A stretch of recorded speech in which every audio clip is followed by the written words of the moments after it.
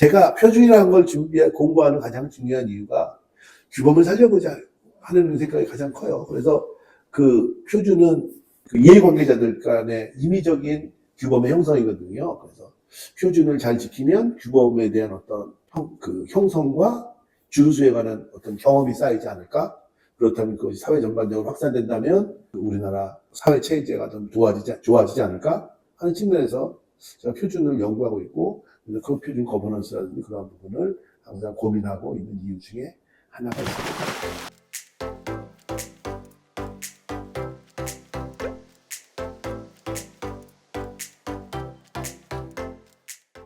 초등학교 운동회는 그 동네 김밥 싸가가지고, 그리고 어떤 때는 불고기도 싸가고, 그래서 반찬을 이렇게 싸가서 소풍하고 운동회가 그거 하는 날이에요. 선생님들한테 김밥 풍년이 날, 그런 날이 아니었나 싶기도 하고요.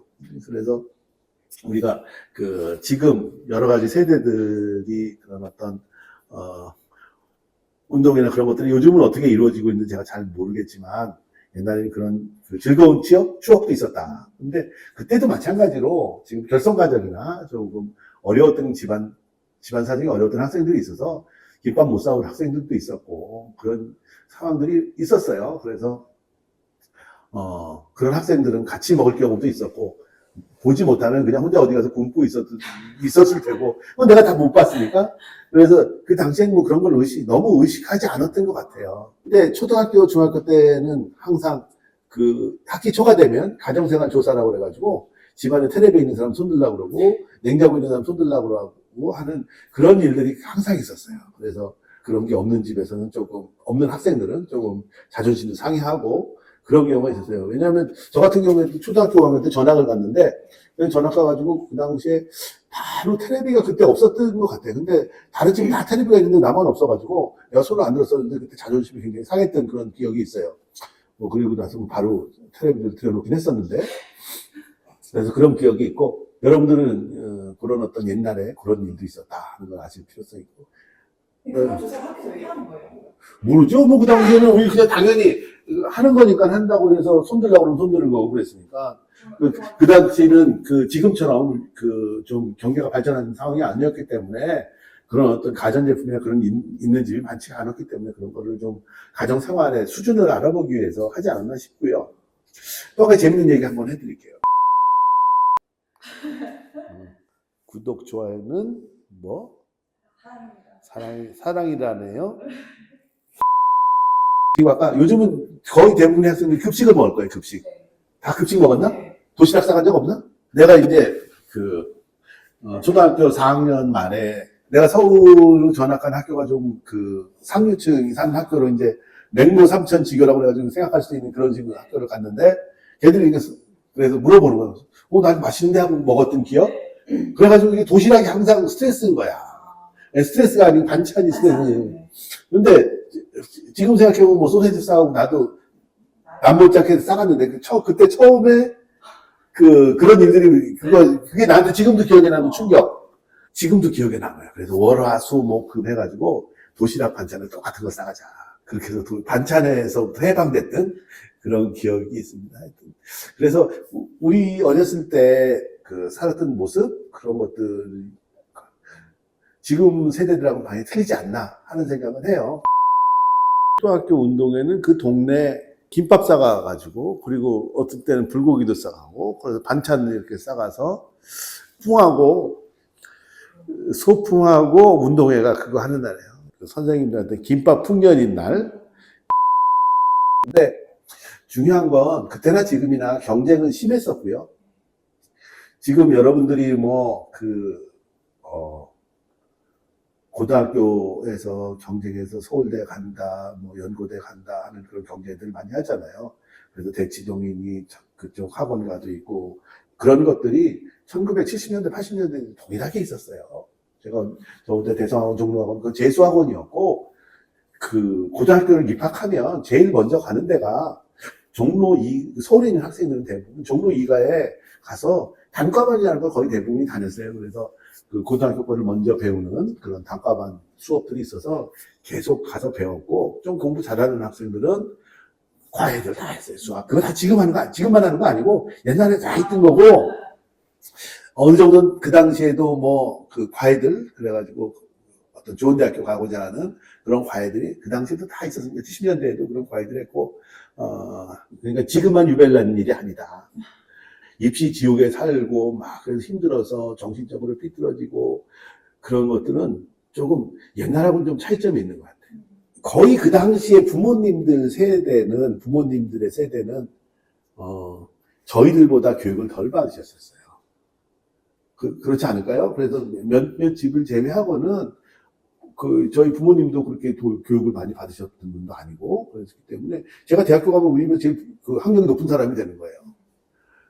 근데 요즘 고3이나 대학생들의 부모들은 다 자기도 그 이상의 교육을 받았던 사람들이에요. 그러니까 자기가 해왔던 길을 생각하면 얘들한테 더 많은 길을 강요하지 않을까? 이렇게 하면 좋겠다는 그런 얘기를 하지 않을까 하는 생각을 해요. 그렇기 때문에 요즘 학생들이 느끼는 부담감이 더 크지 않을까? 그런 생각이 들고, 그런 와중에서 부모들이 자꾸 성적 지상주의, 1등주의 그런 것들을 자꾸 얘기하다 보면 거기에 부담감을 더 느끼면서 여러 가지 정신적으로 힘들어하는 상황이 많이 벌어지지 않을까 하는 생각을 합니다. 그런 와중에서 우리 때만 해도 아까 텔레비전 얘기가 잠깐 나왔었는데 텔레비전이라고는 볼 수 있는 사람들이 많지 않았고, 그러다 보니까 텔레비전에서 그 형사물이라고 해봐야 바바의 수사반장 그거 이게는 없었다고. 그래서 범죄라는 것은 그냥 신문에서 보는 게 범죄예요. 그러니까 범죄가 어떻게 이루어지고 그런 것에 대해서 알 방법도 없었고 거의 그런 상황이었는데, 요즘은 진짜 매스미디어가 워낙 발달했잖아요. 매스미디어가 막 발달하다 보면 과거의 경험에 의해서 모든 것들, 자기가 느낀 것에 의해서 많은 일들이 이루어지게 돼 있어요. 그것을 학습하고 거기에 따라 그것을 모방하고 싶은 생각 등등의 그런 일들이 많이 벌어질 수 있다고 저는 생각합니다. 그래서 요즘 여러 가지 사회 문제가 되는 여러 가지 범죄들 그리고 우리가 생각하기에 어느 정도 일정 수준이 돼서 저 사람은 윤리적으로 도덕적으로 잘 될 것 같은데 저 사람들이 무슨 범죄를 저지르고 그러는 경우가 상당히 많은 것으로 가끔 그런 뉴스들이 나잖아요. 뭐 친구를 죽인다든지, 뭐 부인을 죽인다든지, 남편을 죽인다든지 하는 그런 범죄들이 가끔 일어나는데, 그것을 일반화해서 전체가 다 그렇다는 생각은 절대 하지 말았으면 좋겠고, 근데 그러는 경우에 많은 경우가 드라마나 그런 데서 모방하지 않을까 하는 생각을 가끔 합니다. 그러니까 저렇게 하면은 괜찮은 범죄를 저질러도 괜찮지 않나? 또 내지는 뉴스나 우리 대한민국 사회에 살인이라는 것이 그렇게 많지가 않은 사회인데 방송을 보면 맨날 살인이 있어요. 방송을 보면 맨날 총쏴. 그러면 그게 굉장히 가까이 있는 게 돼요. 그래서 총도 안 쏘고 범죄도 없는, 살인도 거의 1년에 크게 많이 안 나는 건데 살인이 자기한테 굉장히 가까이 있다고 생각을 한다는 생각이 듭니다. 그래서 살인에 대한 모방 그런 것들이 일어나지 않나 하는 생각이 들고, 그런 것이 결국은 정신적으로 조금 어려움을 겪는 사람들한테는 굉장히 중요한 모방 범죄 대상이 되지 않을까 하는 생각이 듭니다. 그래서 좀 K드라마가 전 세계를 지배하고 그러긴 하지만 그 K드라마의 3분의 2는 굉장히 한국의 사회 문제와 관련된 것들을 하고 있고, 그리고 그것이 굉장히 중요하긴 한데 그것이 또 다른 무방범죄를 벌이는 중요한 하나의 계기가 되지 않을까 하는 생각이 들어서 조금 우려스러운 부분도 있지 않나 하는 생각이 듭니다. 그래서 조금 드라마가 예술이라는 명목하에 너무 적나라한 표현들, 실제로 일어나지 않을 것 같은 것을 상상에 의해서 표현하고 인간의 기본 심성의 악한 심성을 표출해낸다는 것이 그것이 꼭 좋고 중요한 예술인가? 하는 것에 대해서는 상당히 의문이 들어요. 그래서 저는 그런 부분, 요즘 드라마 중에서 조금 극단적인 표현을 많이 하는, 그래서 한국 드라마의 여러 가지 이정표를 세웠던 드라마들, 그런 드라마들이 저한테는 이렇게 이정표가 아닌 그런 생각이 좀 들어가는 경우가 상당히 많습니다. 저는 어렸을 때 배창호 감독의 영화를 참 좋아했었는데, 제 대학교 때 그 영화는 슬프면서도 사회의 밝은 부분을 표현하려고 했었고, 그런 어떤 악마적인 인간 본성에 내재된 악마성을 끌어내기 위한 노력들을 많이 안 했었거든요. 그래서 그런 부분을 좀 고민해 봤으면 좋지 않을까, 사회 전반적으로.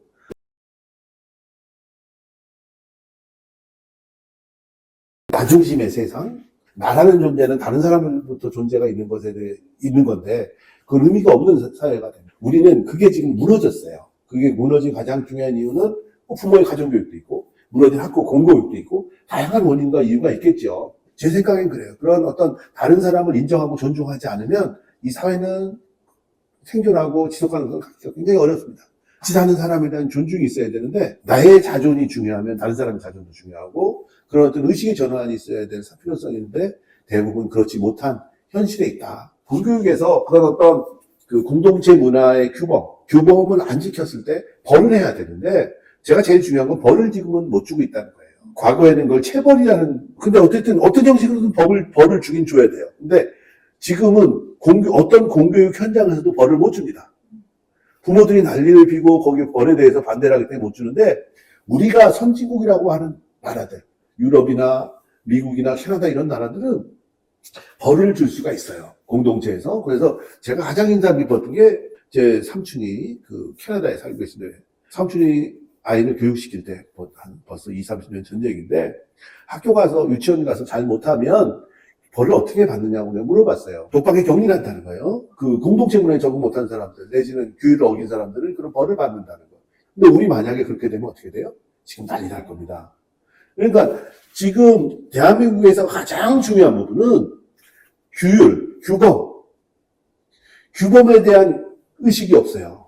법이나 규범이 있으면 그 규범을 지키고 그리고 그 규범을 지키지 않으면 사회적으로 문제가 된다는 것을 알아야 되는데 규범 안 지켜도 살만하고 그리고 그 규범을 안 지킨 사람이 더 잘 살고 그리고 그 어떤 경우에는 내로남불의 경우가 내가 하면 로맨스고 남이 하면 불륜이다 하는 그런 내로남불의 경우가 너무 많기 때문에 어른들이 규범을 자기도 제대로 안 지키는데 애들한테 얘기할 수가 없는 거예요. 당신은 지켰어? 옛날에 사쿠라라고 했어요. 회색지대에 있는 사쿠라가 흑백이 아닌 중간 회색지대가 있어야 되는데 우리는 회색지대를 인정 안 해.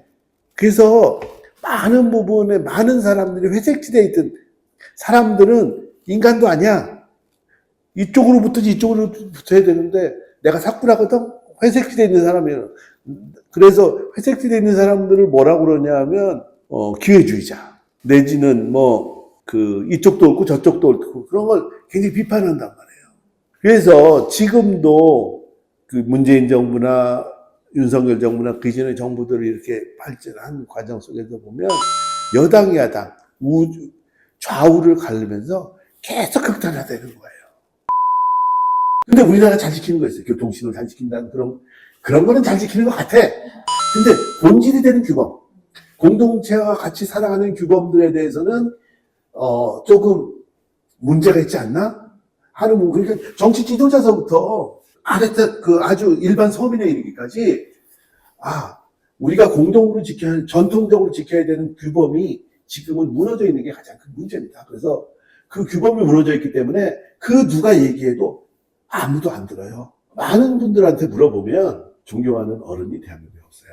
자기가 팬이 돼서 사랑하고 그런 팬덤을 형성하는 그런 사람들은 있는데 존경하고 그분이 얘기하면 이게 규범이고 법이고 하는 그러한 분들이 없어졌어요. 한 20, 30년 전까지만 김수환 추기원이나 등등의 몇 분 어르신들이 있었는데 그분들이 돌아가신 다음부터는 없습니다. 우리가 대통령이 됐다고 대통령을 존경하나요? 그 이유는 뭐냐면 대한민국에 어른이 없고 규범이 없어졌기 때문에 그렇습니다. 그래서 지금 아까 말씀하셨듯이 그런 어떤 여러 가지 문제들이 발생하는 것은 어떤 공동체의 규범을 만들어내야 되는데 그 공동체의 규범을 만드는 게 참 쉽지가 않은 일이에요. 그래서 이건 하루아침에 이루어지는 것도 아니고 또 한 가지 좀 첨언을 하자면 악마를 얘기했는데 사람의 마음 속에는 선함과 악함이 항상 공존을 해요. 인간의 본성 중에 예술이라는 미명하에 악마의 마음만을 너무 뺏어서 그것을 표현해서 예술이라고 표현하다 보면 아주 악의 본성이 나올 수 있는 최악의 상황들을 표현하는 게 드라마가 됩니다. 그럼 그걸 보게 되면 청소년들이나 어떤 사람들이 정신적으로 문제가 있는 사람들 입장에서 보면 그대로 실현하고 싶거나 하는 그런 것들이 모방 범죄들이 발생하게 되는 게 가능성이 생기지 않는가. 그래서 그 책임을 개인한테 돌리면 그냥 개인 책임이 되는 건데 이것을 우리 사회나 공동체의 책임으로 돌린다 그러면 그것은 좀 다르게 접근해야 될 필요성이 있지 않을까 하는 생각이 드는 거예요. 뭐 검열이나 그런 시대는 지났지만 우리가 좀 더 K드라마의 악마성에 대해서 좀 고민해 봐야 되지 않을까? 저도 제가 K드라마 중에 좀 잔인하고 그런 드라마가 있다 그러면 눈을 돌리고 안 보거든요. 1000만 번 중에 한 번 일어난 사건인가? 옛날 우리나라의 명작이라는 그런 영화들, 그런 영화들을 만든 사람이 뭐 유명한 영화 감독이고 그렇지만 우리가 일상적인 삶에서 나타나지 않는 것은 예술이라는 표현 하에서 좀 더 극화시키면 그것을 모방하는 사람들의 여러 가지 태도들이 문제를 만들어내지 않을까.